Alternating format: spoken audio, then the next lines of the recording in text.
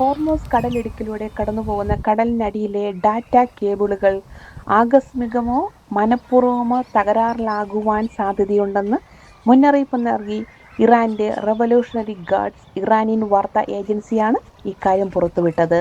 നിരവധി പ്രധാന കേബിളുകൾക്ക് ഒരേ സമയം കേടുപാടുകൾ സംഭവിക്കുന്നത് പേർഷ്യൻ ഗൾഫിലുടനീളം തടസ്സങ്ങൾക്ക് കാരണമായേക്കാമെന്ന് തസ്നീം വാർത്താ ഏജൻസി ബുധനാഴ്ച പ്രസിദ്ധീകരിച്ച റിപ്പോർട്ടിൽ പറയുന്നു.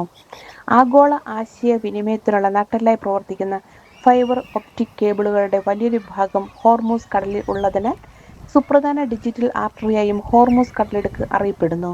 ഈ കേബിളുകൾ പൊട്ടുകയാണെങ്കിൽ അതിന്റെ ആഘാതം മിഡിൽ ഈസ്റ്റിലെ അതിരുകൾക്കപ്പുറത്തേക്ക് വ്യാപിക്കും. ഏഷ്യ, യൂറോപ്പ്, മിഡിൽ ഈസ്റ്റ് എന്നിവയെ ബന്ധിപ്പിക്കുന്ന പ്രാദേശിക ഇന്റർനെറ്റ് ട്രാഫിക്കിന്റെ ഏകദേശം 17% മുതൽ 30% വരെ ഈ ലൈനുകൾ വഹിക്കുന്നു. ആമസോൺ, മൈക്രോസോഫ്റ്റ്, ഗൂഗിൾ തുടങ്ങിയ ടെക് ഭീകരന്മാരുടെ പിന്തുണയുള്ള യുഎഇയിലും സൗദി അറേബ്യയിലും വൻതോതിലുള്ള ഇൻഫ്രാസ്ട്രക്ചറൽ ഹബ്ബുകൾ ഈ കേബിളുകളെയാണ് ആശ്രയിക്കുന്നത്. ആഗോള സാമ്പത്തിക ഇടപാടുകളെയും കേന്ദ്രബിന്ദുവാണ് ഈ കേബിളുകൾ. ഇമെയിലുകൾ മുതൽ ക്ലൗഡ് സേവനങ്ങൾ ഈ അണ്ടർ വാട്ടർ നെറ്റ്വർക്കിനെ ആശ്രയിച്ചിരിക്കുന്നു.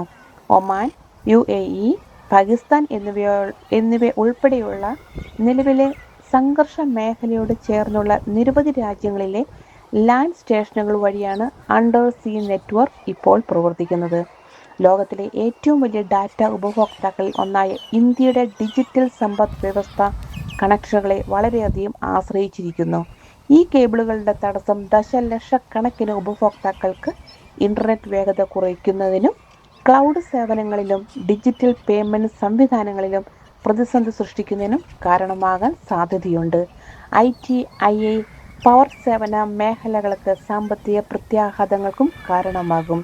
മുൻപ് കേബിൾ സ്ഥാപിക്കുന്നതിന് ഉത്തരവാദിത്തം വഹിക്കുന്ന ഫ്രഞ്ച് സർക്കാർ ഉടമസ്ഥതയിലുള്ള കമ്പനിയായ അൽക്കാറ്റൽ സബറിൻ നെറ്റ്വർക്കുകൾ ഉപഭോക്താക്കൾക്ക് മുന്നറിയിപ്പ് നൽകിയിരുന്നു.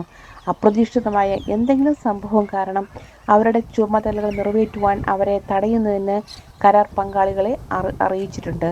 കൂടുതൽ വിവരങ്ങൾ ലഭിക്കുന്നതിനായി RGBC ന്യൂസ് ഇപ്പോൾ തന്നെ ഫോളോ ചെയ്യുക. Thank you.